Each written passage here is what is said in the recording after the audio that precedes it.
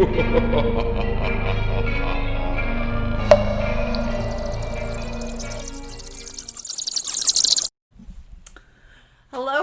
this is Detroit AllyCat. I'm so happy to have you back on my channel. Today is True Crime Tuesday, but as you know, I take a long time editing, so this might be True Crime Wednesday. You never know with me. But needless to say, we are about to study a case. So without further ado, let's get spooky. Okay, so today we're going to be talking about someone named Ronald Bailey. And I would like to read you a direct quote from Ronald Bailey just so you can get an idea of what kind of a person he was. So I'm going to look down and up because I don't have his quote memorized. It just isn't something I want to memorize. So I hope you forgive me. An impulse jumped into my head, and I went out and kidnapped a boy. It was just an urge to do it, to take him, to have him. I don't know if it was sex or what. And that was the quote that was given to the police after they pretty much arrested him for the death of Shawn Moore and Kenny Myers. So let's talk about what led to the death of these two boys and the timeline of Ronald Bailey. Now, I'm just going to warn you straight up that I had to take a lot of notes, and I have my notes in front of me, so there might be a lot of stopping and looking down, and that is because not a lot of people know about Ronald Bailey. He is from Michigan. His case is kind of something that was lost and forgotten, and I went ahead and retrieved. Now, people in Livonia, Michigan might still remember Ronald Bailey, but I believe Livonia, Michigan has changed quite a bit since this occurred. The world is a different place, and so if you remember it and you have something to let us know, please comment in the commentator sections. I just made that word up. It's such a good word. If you don't, just listen up. Maybe you might learn something. So, Ronald Bailey. Ronald Bailey was born February 21st, 1959. He didn't get along with his parents. It was said that his father was very strict and his mother was a very dominant woman, and she warned him against girls, which is kind of weird, but not really, because you always warn your children against the opposite sex just because, you care about them. However, it was said that he didn't like his parents, he didn't get along with them. He also said that he was molested as a young boy. If that's the truth, we don't know. There's no proof of it. And you're about to find out that Ronald Bailey is a very complicated person with very complicated case history. So let's dive into the timeline, shall we? All right. So his first homosexual relationship was in the 3rd grade. I believe that he struggled with his sexuality, and I believe he was homosexual, and that might have been hard for him because as we go into the case, you will find out that he did date women, and I think he did that as a front, so nobody would find out he was gay. We're talking about the 1980s, and at that time, it was a little bit taboo to be gay, and it wasn't quite as open and as accepted as it is today. So for a man or a woman, it would be very hard to just say, I'm gay. And yeah. So in 1972, he was admitted to the Hawthorne Center. He was 13 years old. And the Hawthorne Center is a psychiatric hospital. I don't know if it's still around, but a lot of people that are from the Michigan Livonia area will remember it. He was admitted for kidnapping, molesting a young boy in Farmington. So you've already started to see that he had he liked to take things by force. And at 13, that's a pretty young age to start, raping and molesting people. But that is when it started. And he was put in there for sexual deviancy. Obviously, they thought they could help him and try to get him back on track. In 1973, he abducted a 15-year-old boy off his bike, tied him up, and sexually assaulted him at knife point. Now, here's something interesting I found out about this. He abducted a 15-year-old, and he was 14. So he abducted a kid that was 1 year older than him, which is a little bit unusual. However, something that is to be noted that you will see as a constant is that he really had he had a trend in going after kids on bikes.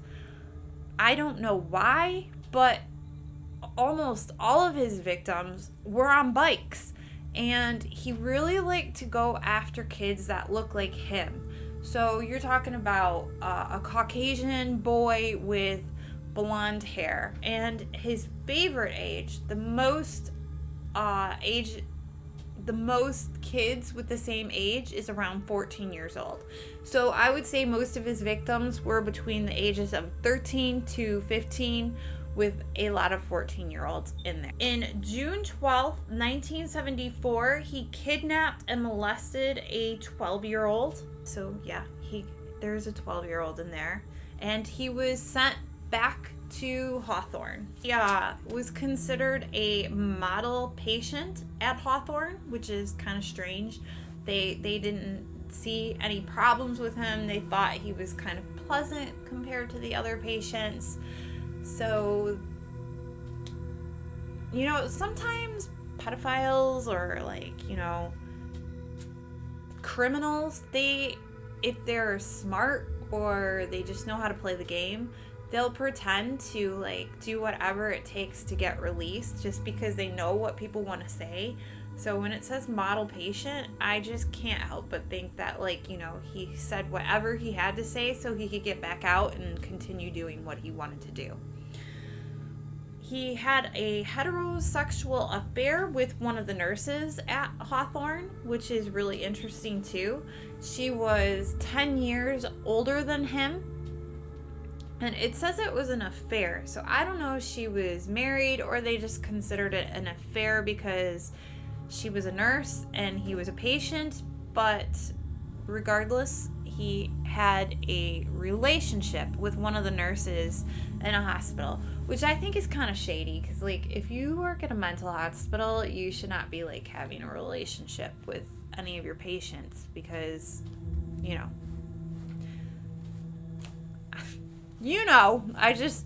that shouldn't even have to be said. If someone's being locked up for sexual deviancy, you shouldn't be sleeping with them. I guess maybe we should say that. So, May 1975, he was 16 years old. He kidnapped a 10-year-old, drugged him, and almost choked him to death. Now, this is something that I also found out. When I was looking up all these cases, it said that he throttled them. And I was thinking throttled, he rumbled with him. He beat them up or whatever. But throttled is actually choking someone aggressively. Did you know that? I did not know that. So he actually ended up going to court. Bailey pleaded guilty. He was sent to the Wayne County Reform School, then back to Hawthorne. So while he was sent to the Reform School, he was also at Hawthorne. So he was going from school to Hawthorne, which sounds complicated, but I guess they did that for him because he was so young. After he was caught fondling one of the patients at Hawthorne, he escaped. Now, when I read that he escaped, I thought that was pretty... I just don't think he escaped. I think that, they caught him, molesting one of the patients at the Hawthorne, and they basically were like, get out of here. We don't want you here. That's just my theory, because how is it he never escaped before then? I mean, he's going back and forth from a reform school to a psychiatric hospital, so he could have escaped a million different times. I just think that they had enough of him because he's been in and out of here, and these are some pretty deep, intense reasons, and people that people have very strong opinions of people that molest, kidnap, and choke little boys. It's hard to work around people like that, and it wears on you, especially if, it just does. So he was recaptured, and then he was sent to Northville Regional Psychiatric Hospital. He kept going to reform school and the mental institution at the same time, so they did the same thing, even though he escaped, which would make it really, dangerous, because you know that he could be a flight risk, but whatever, they kept him going. So he would go to reform school and back to Northville. He ended up getting his high school diploma during this time of being, I guess it would, incarcerated and institutionalized at the same time, which is great that they make it that sex offenders can get their high school diploma. I know that there are some people out there that work with sex offenders who are like, she's wrong for even talking like that about it. But, I have my feelings, and yes, these people do need to do something with their lives. It's just weird to me that, they get locked up and get these, things that people on the outside that haven't done anything wrong have a hard time accomplishing. But they get to have, college educations, and, they get to train dogs, and they don't have to pay rent. And, I mean, it's not necessarily pleasant being locked up, but it's not... I've watched lots of shows about prisons, and I've visited prisons, and it's not necessarily as bad as you would think. At least I think. So anyway, back to our story. Wish it was a story. In 1977, the doctor treating Bailey said that he was having excellent progress. And this is important that we talk about this doctor. His name was Jose Tombo. When his doctor caught him taking drugs and sexually approaching another patient, he said it was completely normal growth pattern. Kind of weird, right? That's completely normal growth pattern that he's taking drugs and molesting people. Normal, totally normal. So he was recommended for release by Jose Tombo, and he was told to do 5 years community service. So I don't know how they kept track of Ronald Lloyd Bailey for 5 years doing community service, because soon after he was released, he actually ended up going to Florida. Bailey went to live with a friend in Florida from February 1980 to 1983. He ended up working in a tire shop as a tire shop fixer upper, put the tires on the thing and make the, it's called a tire shop employee, but you probably enjoyed me explaining it this way. He admitted during that time he approached, abducted, and non-fatally throttled several boys, 14 to 16, near Hernando and Daytona Beach. So you don't know if he killed someone. You don't even know how many kids he kidnapped and molested. We just have him admitting that there were a bunch of them. So, and the sad thing is like I said, that this is in the 80s. So if you're a boy, you're 15 years old or 14, you're starting to get to be you're starting to think that you're a man. But we're in the 80s, and people don't like to talk about gay people, or it had a stigma. And you ended up getting molested by a man or a boy or someone around your age, you would be ashamed to tell anybody. So you would just like hide that from everybody. And so there is no telling how many boys that Ronald Lloyd Bailey hurt physically, mentally, sexually. He might have even killed somebody. There are so many swamps in Florida, and that's another thing. Like, a lot of serial killers love to go down to Florida because, number one, it's nice and warm. There's a lot of people down there that just go visiting, so they're very transient. And you know, you can just take the body and you can put it in a swamp, and the alligators will take care of that for you. So we have no idea how many people really were touched by him, but we can tell by how many people that like actually were recorded by authorities here in Michigan that he kept going. Like, it was every year, every couple months. Like, he needed to do it, and I don't think he could be rehabilitated. I don't. After being arrested for demanding oral sex from a minor, he returned back to Michigan. Back to Michigan he comes. Yay. He found work at a coffee service shop. In June 1984, he was charged with the abduction and sexual assault of a 15-year-old boy in Redford Township. Then it was turned out that he abducted several other boys in the area. These are like the notes and the research that it has.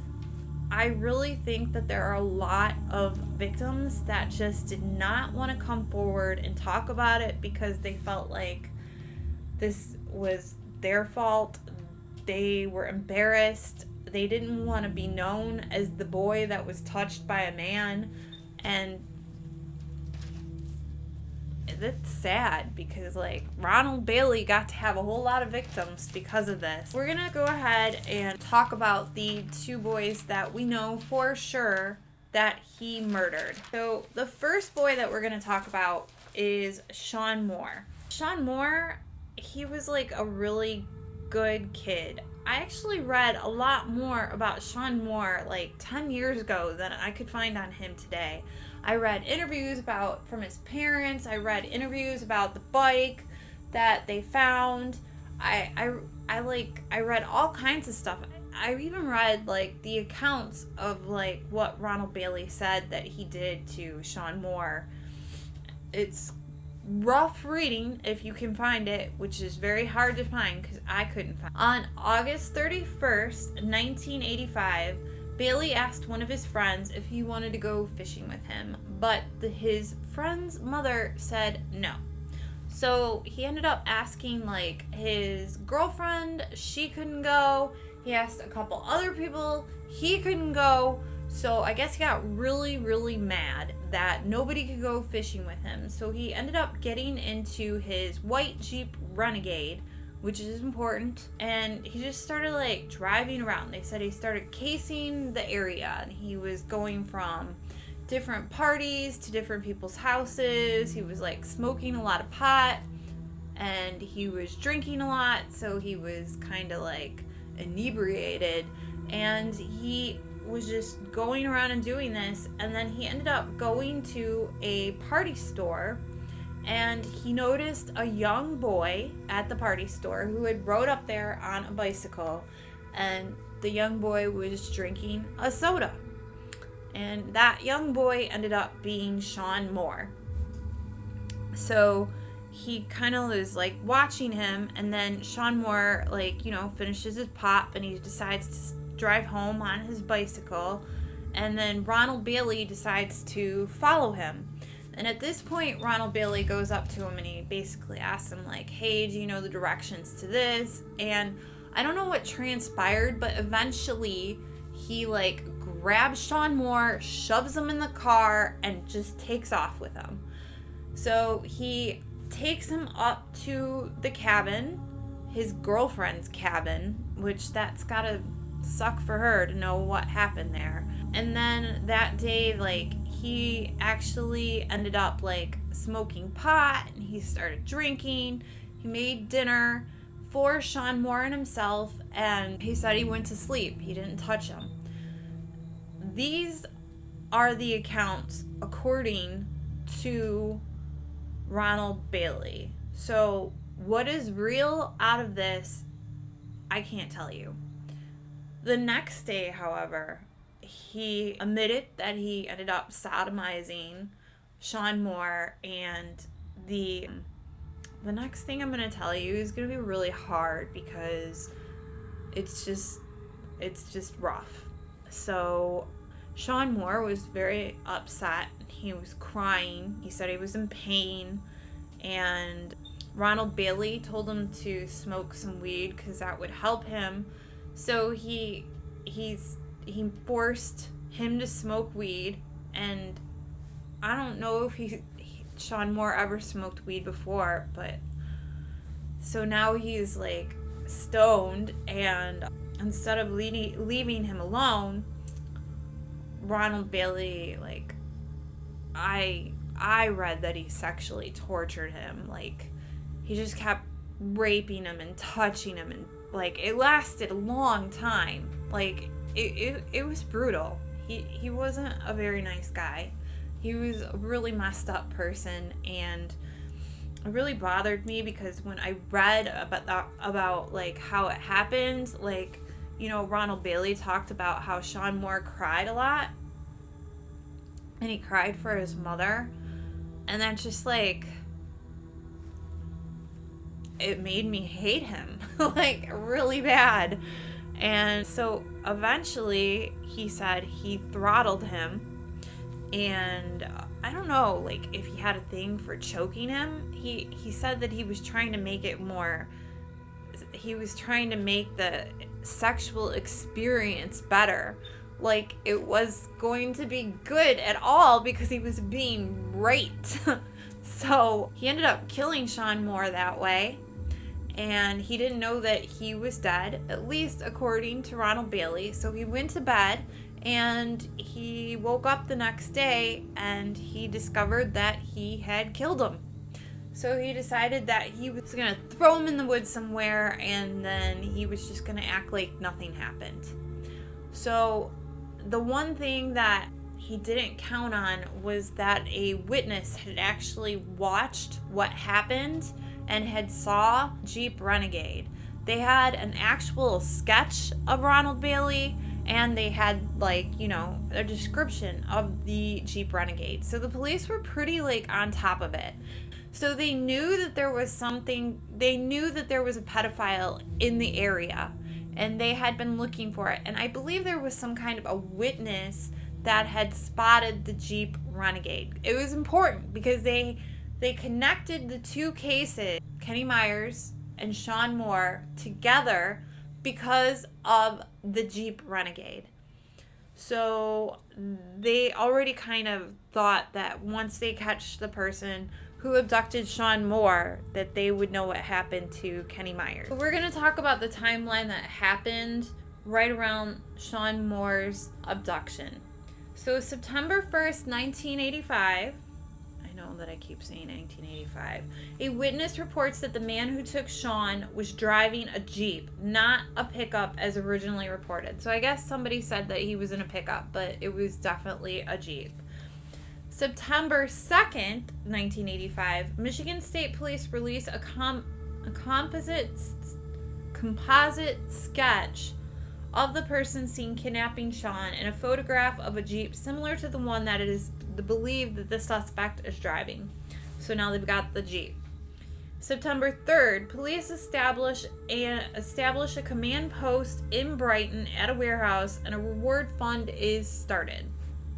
September 6th, 1985, Bailey's name appears on a list of Jeep owners. Police interview him, and he claims he was fishing in the Thumb area of Caseville. His criminal history, however, is not immediately discovered. September 10th, a second tip from the Livonia police officer reveals Bailey's criminal history. He is questioned by police, but witnesses fail to pick him out of a lineup. He is released. September 11th, Bailey boards an airplane for Orlando, Florida. An FBI agent is following him close behind. He ends up going to a cabin down in Florida, and he's hiding out in this cabin. September 13th, Shawn Moore's body is actually found. It is found at 10:30 a.m. He is 2.5 miles east of the cabin that it belonged to. September 14th, Bailey walks out of the cabin, and it's like in a swampy cabin, and he's like being like bit up by all these bugs. I don't know if you've ever been to Georgia or Florida, but like the bugs there can be extremely intense during the summer months, and I guess Ronald Bailey was very uncomfortable because all of the bugs were biting them. I hope they were biting his crotch, just saying. So he comes out and he's all like icky from being bit up, and he basically like surrenders to the FBI agent. September 15th, 1985, Bailey is extradited back to Michigan. September 16th, Bailey is arraigned. September 17th, they have the funeral for Shawn Moore. And then October 22nd, Bailey's found competent for trial. September 3rd, 1986, the jury selection starts. September 25th, 1986, Bailey admits that killing Shawn Moore was wrong. He also admits to killing Kenny Myers, and he says that his psychiatrist in Northville Psychiatric Ward molested him, and that would be good old Jose Tambo. And Jose Tambo is brought in, and he adamantly says, "No, I did not molest him." But why did you release him and say he was such a great patient even though you knew he was taking drugs and molesting other people? It just seems kind of odd. October 30th, 1986, he is sentenced for 60 years for the death of Shawn Moore. And December 4th, 1986, he is sentenced 60 more years for the death of Kenny Myers. So he is actually in a prison in Iona. It's like he's at the highest level of security. I think that's because he is a sexual deviant. So he's either being beat up from other prisoners or he's trying to touch other prisoners, which either way, both of those things are awful. So I'm going to tell you something a little bit interesting. So Ronald Bailey has always been kind of like a fascination of mine because I'm close to somebody who actually ran into him. And I'm going to tell you a quick overview of the story. And the person that I talked to about this wants to remain anonymous, as many of the people that ever are connected to any of the cases that I work on want to. But in the year of 1983, this person was around 14 years old, and there was like an area that was in the Livonia area, and it was like there was woods over here, and inside the woods there was like this house, and it was an abandoned house. There was actually like a tree growing out of this house, and like these woods were like frequented by the kids of that neighborhood. And so it was kind of like known that this was like a hangout place. So it was very odd to ever see an adult in this area. And I guess this person was with one of their friends on a bicycle, which it makes complete sense. And the timeline that the person told me about, this would be when Ronald Bailey came back from Florida, not when he was arrested and caught, but the first time he went down to Florida for those 3 years I was telling you about. This would be like late May, early June of 1983. So both of these boys were around 14 years old, and Ronald Bailey just came back from Florida. So he would be in this area. He would actually be staying with his father, who lived in Livonia.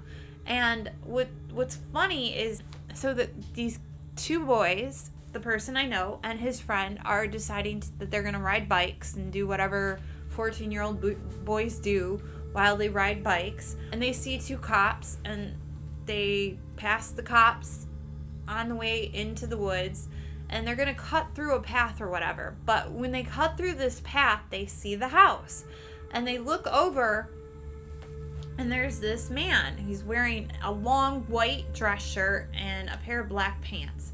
And he said that they noticed that he was also wearing sneakers.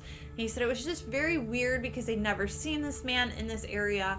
They'd never seen any man near the house. It was just kind of like a very odd, out of place thing to see. So they probably like slowed down, stopped, kind of watched him. And they said that the man was kind of like casing the house, like walking around it. So at first they thought, well, maybe this is like a city worker or something. But they realized like the clothes that he was wearing was not a city worker's outfit. So at a certain point, the man turns around and notices the two boys.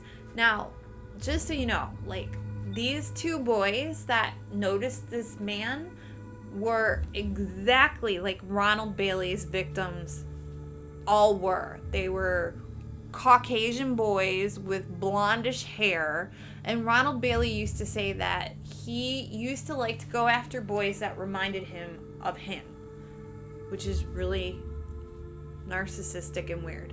But he liked boys that looked like him, and these boys actually would fit the description, both of them. And so they noticed that the man saw him, and the man like looked at him and was like, "Hey, come here." And so these boys were like, "No way, I'm getting out of here." So they like turn their bikes and they start like pedaling as fast as they can. And they said they could hear the man running behind him. Like, why would you chase two kids if nothing's gonna happen? So they chased them all the way to the end of the woods. So the boys went and found the two cops that they had passed by. And the two cops went back into the woods by the house to look around to see if they could find the man. They came back and told the boys, like, "Hey, we couldn't find anybody." So the kids went about their business, they didn't talk about it again. And later on, when the whole Shawn Moore thing happened, there was a photo released. I don't know if it was in the newspaper or if it was I think it was in the newspaper, because he said that he actually cut the picture of Ronald Bailey out, and he was like, he took it to his friend. He's like, "Hey, do you recognize this guy?" And his friend was looking at it, and he was like, "Oh my gosh, that's the guy that like freaked out on us in the woods." So both of these kids, both were able to identify Ronald Bailey around the same time that he came back in the area. And had they not driven away, and if they would have talked to him, there's a very good chance that one of these boys or both of these boys could have become victim to Ronald Bailey, which I just find crazy, because, I mean, how often can you admit that you met a serial killer?